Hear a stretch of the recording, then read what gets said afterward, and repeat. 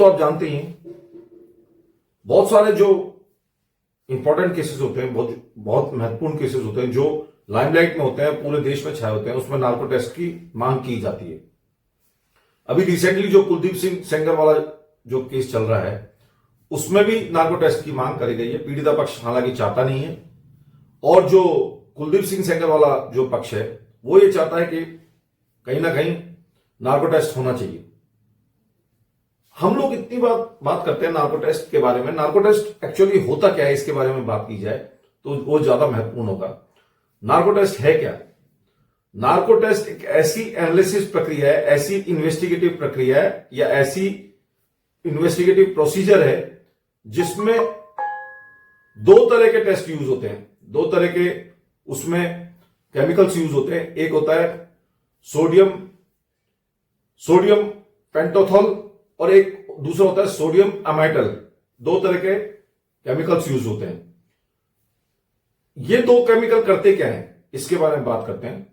ये जो दो केमिकल्स हैं वो आपकी रीजनिंग पावर को कमजोर कर देते हैं, बट आपकी जो आपकी याददाश्त है उसको कमजोर नहीं करते। तो आप कहीं ना कहीं जो सोचने की पावर है आपकी कमजोर हो जाती है, पर आपकी याददाश्त सही बनी रहती है। तो आप अपनी सारी बातें एक जो चेतन मन में, जब चेतना से आप बात करते हैं, जो भी इन्वेस्टिगेटिंग अथॉरिटी जो ये प्रक्रिया कर रहा होता है, जो आपका नार्को टेस्ट कर रहा होता है, उसको सब कुछ पता चल जाता है। वो अपने प्रश्न करता है और आप उसके उत्तर दे रहे होते हैं। आपसे एक प्रश्न पूछा जाता है, जब आपसे उत्तर मांगा जाता है आप उसमें कोई सोच विचार करते नहीं हैं और सीधे सीधे जवाब दे देते हैं जो आपके दिमाग में होता है। अब यहां पे आपकी जो सोचने की क्षमता है, जो लॉजिकल रीजनिंग होती है, रीजनिंग की जो क्षमता है उसको कमजोर कर दिया जाता है। जब कमजोर कर दिया जाता है तो आप सीधे सीधे जवाब देते हैं, एक रोबोट की तरह जवाब देने लग जाते हैं जो आपके दिमाग में होता है। अब जो ड्रग का जो एडमिनिस्ट्रेशन है वो कैसे होता है? आपको दो तरह के मैंने आपको केमिकल्स बताई दिए। एक होता है आपका पेंटोथॉल, सोडियम पेंटोथॉल और सोडियम अमाइलेट। इनमें से कोई भी एक दवा आपके इंजेक्शन के माध्यम से आपको दे दी जाती है। और ये इसको देता कौन है? वो एक एनेस्थेटिक जो एनेस्थीसिया देता है, वो जो भी डॉक्टर होता है, जो भी मेडिकल जूरिस्ट होता है या मेडिकल जो प्रोफेशनल होता है, वो आपको ये दवा देता है, इंजेक्शन के माध्यम से देता है। और आपको थोड़ी देर में एक ट्रांस अवस्था होती है जिसमें आपको एक ड्रग्स जब आपको दे दी जाती है तो आप एक सम्मोहित अवस्था में चले जाते हैं, एक बड़ी नींद में चले जाते हैं, हल्की सी नींद में चले जाते हैं जो आपके कॉन्शियस माइंड को सही रखती है, मतलब उससे छेड़छाड़ नहीं करती है। तो ये जो प्रक्रिया होती है वो आपकी एज के हिसाब से हो जाती है, आपकी हेल्थ के हिसाब से होती है और आपकी जो आपका सेक्स है, आप महिला हैं या पुरुष हैं, उसके हिसाब से आपको ड्रग की डोज दी जाती है और एक बहुत प्रोफेशनल आदमी के द्वारा दी जाती है। अन्यथा इसमें जान जाने का खतरा भी होता है। तो एक एनेस्थेटिक जो प्रोफेशनल होता है, जो एनेस्थेसिया देता है, वही ये काम कर पाता है। दोस्तों, मैं आपका दोस्त मयंक नरूका, आपका होस्ट, हमेशा एक नई जानकारियां जो आपके एडवोकेसी में काम आए, जो आपके इन्वेस्टिगेशन में काम आए, उस तरह के टॉपिक्स लाता रहता हूं। मेरे चैनल को लाइक करिए, सब्सक्राइब करिए, शेयर करिए और जो आप सब्सक्राइब करते हैं इसी को मेरा पारिश्रमिक समझिए, मेरा रेम्यूनरेशन समझिए।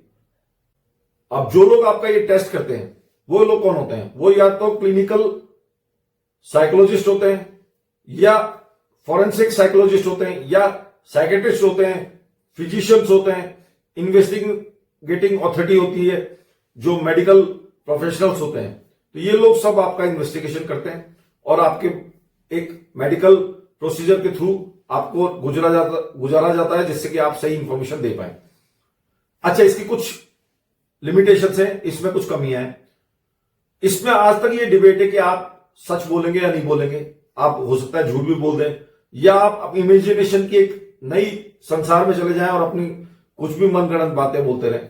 तो ये बहुत डिबेटेबल है, मतलब कहीं ना कहीं इसके बारे में बहुत वाद विवाद होता रहता है कि नार्को टेस्ट आपको सही होने की कोई गारंटी देता नहीं है, कोई श्योरिटी देता नहीं है। तो ये बहुत महत्वपूर्ण बात है, पर फिर भी एक लॉजिकल, अगर आपको लगता है कि उसी टॉपिक पे आप बोल रहे हैं तो कुछ आइडिया निकाला जा सकता है आपके दिमाग में चल क्या रहा है। इससे आपका थोड़ा बहुत एनालिसिस करा जा सकता है। दोस्तों 2010 का एक बहुत इंपॉर्टेंट केस है, लैंडमार्क जजमेंट है, सैलवी वर्सेस स्टेट ऑफ कर्नाटका। उसमें यह डिसाइड किया गया था कि नार्को टेस्ट और ब्रेन मैपिंग टेस्ट जो सिमिलर प्रोसीजर है, ब्रेन मैपिंग भी उसी की तरह की एक प्रक्रिया है नार्को टेस्ट की तरह, तो इसको जबरदस्ती नहीं कराया जा सकता। अगर इसको कोई जबरदस्ती कराता है या फोर्सफुली कराता है तो उसमें आर्टिकल 20 सबसेक्शन 3 और आर्टिकल 21 यानी कि आर्टिकल 20 सबसेक्शन 3 सबसेक्शन 3 और आर्टिकल 21 का हनन होता है, यानी कि उसका दुरुपयोग होता है और उसको फॉलो नहीं किया जाता, जो कॉन्स्टिट्यूशन के खिलाफ है, संविधान के खिलाफ है। अब चूंकि ये प्रक्रिया एक जो नार्को टेस्ट की जो प्रक्रिया है वो एक नींद की अवस्था में या हिप्नोटिज्म की अवस्था में होती है, तो इसको कन्फेशंस या कंक्लूसिव एविडेंस नहीं माना जाता है। हालांकि ये मजिस्ट्रेट के सामने होती है और जो भी आप बोलते हैं उसको मजिस्ट्रेट नोट करता है।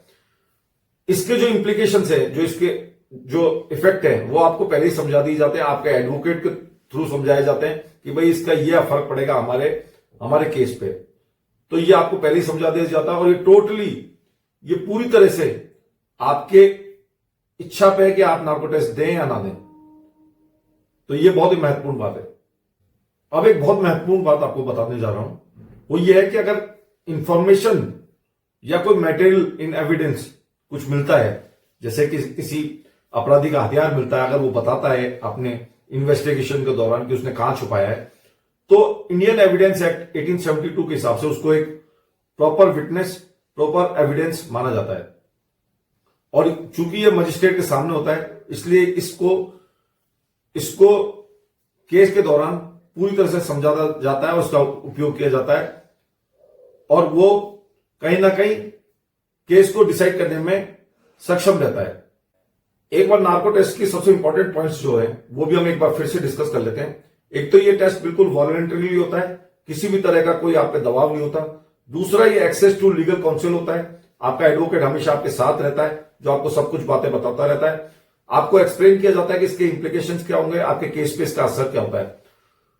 चौथा पॉइंट जो सबसे इंपॉर्टेंट बात है वो है कि आपको मजिस्ट्रेट के सामने आपकी सारी जो गवाही होती है, जो आप कन्फेशन होते हैं, हालांकि इसको कन्फेशन ही माना जाता है, तो वो मजिस्ट्रेट के सामने होता है। और जो रिप्रेजेंटेशन होता है ड्यूरिंग द हियरिंग वो भी आपका एडवोकेट के सामने होता है, काउंसिल के सामने होता है। लीगल वार्निंग भी दी जाती है कि आपका ये कन्फेशन नहीं माना जाएगा, कन्फेशनल स्टेटमेंट नहीं माना जाएगा। हालांकि मजिस्ट्रेट, जो सबसे महत्वपूर्ण बात है, मजिस्ट्रेट इसके बारे में पूरा समझता है, इसके बारे में आपसे जानकारी लेता है, फिर वो अपने आप अपना एक वो बनाता है, एक अपना जजमेंट बनाता है कि किस तरह से इसको आगे इन्वेस्टिगेटिव अथॉरिटी को दिया जाए। और फिर इसके बेसिस पे कई बार इन्वेस्टिगेटिव अथॉरिटी आगे चलती है और वो जो आपने जो बातें बोली जाती है आपके द्वारा, उस पर इन्वेस्टिगेशन करती है। दोस्तों, इस टॉपिक को खत्म करते समय मैं बस आपसे यही गुजारिश करता हूं कि आप मेरे चैनल को लाइक करिए, सब्सक्राइब करिए, अपने मित्रों से शेयर करिए और कमेंट करना ना भूलें। बहुत बहुत धन्यवाद। आपका दिन शुभ रहे।